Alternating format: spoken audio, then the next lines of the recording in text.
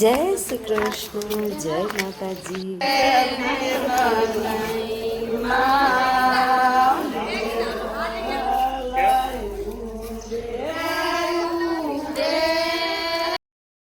ચાલો ત્યારે અમે જઈએ છીએ મામેરામાં.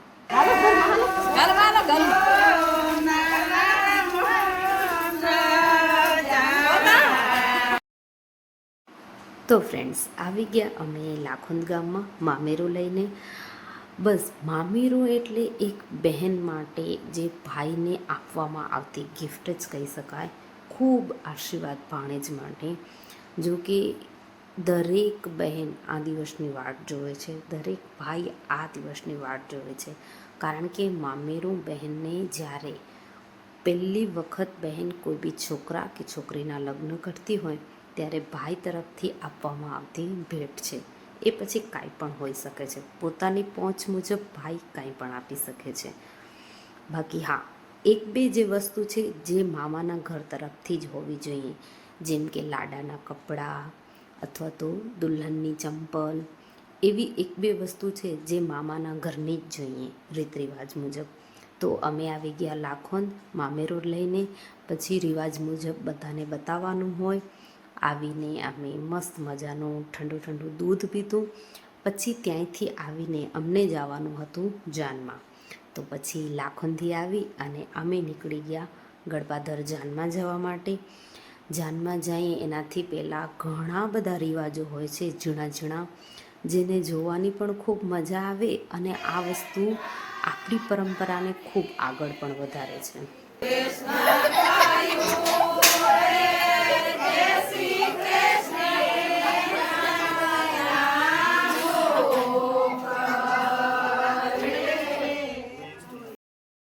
તો બસ જાન આવી જાય ને એટલે છોકરીવાળા તરફથી લાડાને ધડી પહેરાવવામાં આવે છે.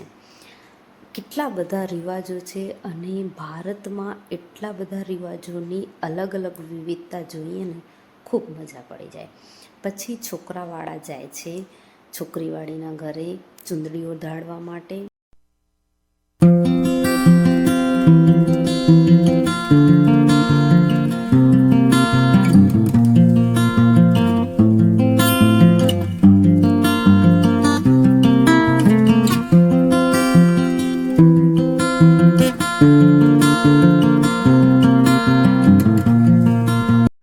બસ ત્યારે અમે આવી ગયા દુલ્હનની ચૂંદડીઓ ઢાળવા માટે. અને દુલ્હન તો બહુ મસ્ત લાગતી હતી. ડિમ્પલ સિરિયસલી બહુ મસ્ત લાગતી હતી. ને ભારતમાં દીકરાની વહુને જે માન સન્માન આપવામાં આવે છે ને, એ તો શાયદ જ ક્યાંક આપવામાં આવતું હશે. તો અહીંયા કણે ઘરની લક્ષ્મી કહેવાય છે દીકરાની વહુ. તો ઘરની લક્ષ્મીનું સ્વાગત તો સારી રીતે જ થવું જોઈએ. તો સસરા દ્વારા ચૂંદડી ઓઢાડવામાં આવે છે અને ઘણા બધા રિવાજો છે. ક્યારેક તમને ડિટેલમાં બધું જાણવું હોય ને તો મને કમેન્ટમાં જણાવજો. હું તમારી સાથે જરૂરથી એવો વિડીયો શેર કરીશ જેમાં એક એક વસ્તુ હું તમને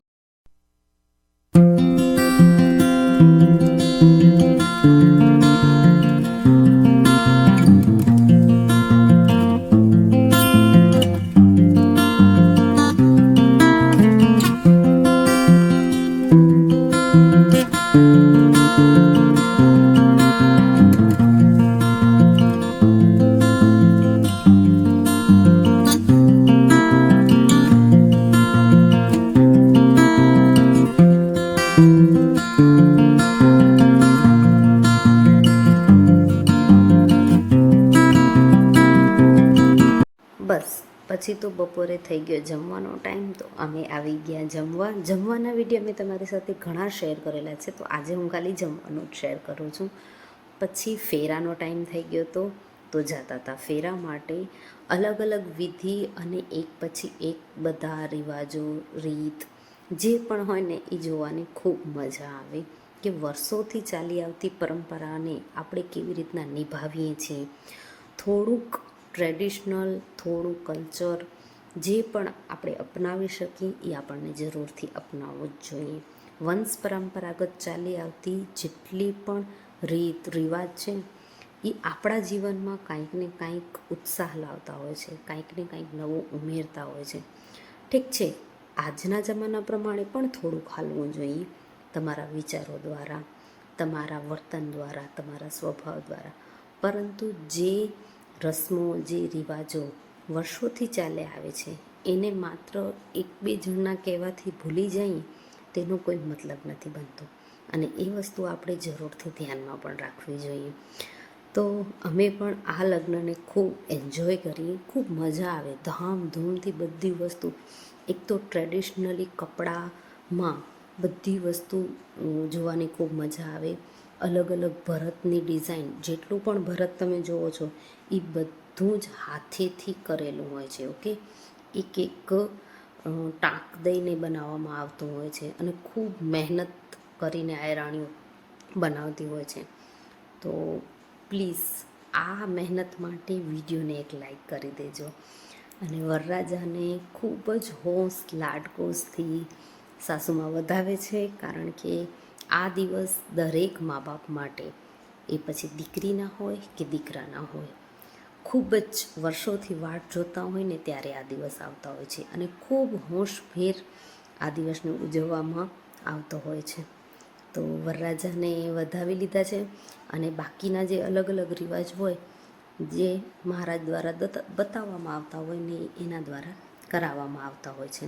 તો બસ એ પ્રમાણે જ કરતું જવાનું હોય છે.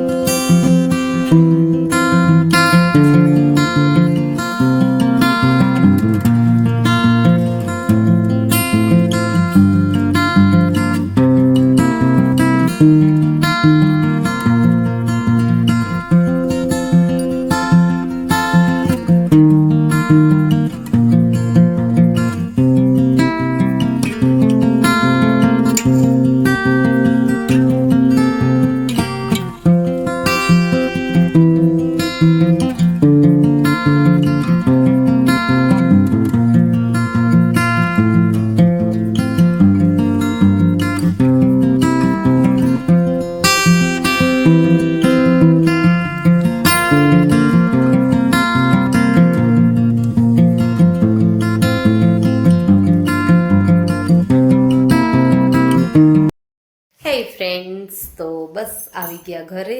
હજી વિદાય બાકી હતી, પરંતુ થોડુંક મોડું થઈ જાય એમ હતું અને ચિક્કાર થાકી રહ્યા હતા કસમથી, ને મારું માથું બહુ દુખતું હતું ને, તો ઘરે વળી આવ્યા. હવે બસ કપડાં બપડા થોડાક ચેન્જ કરીએ અને જમવાનું તો બનાવવાનું છે નહીં.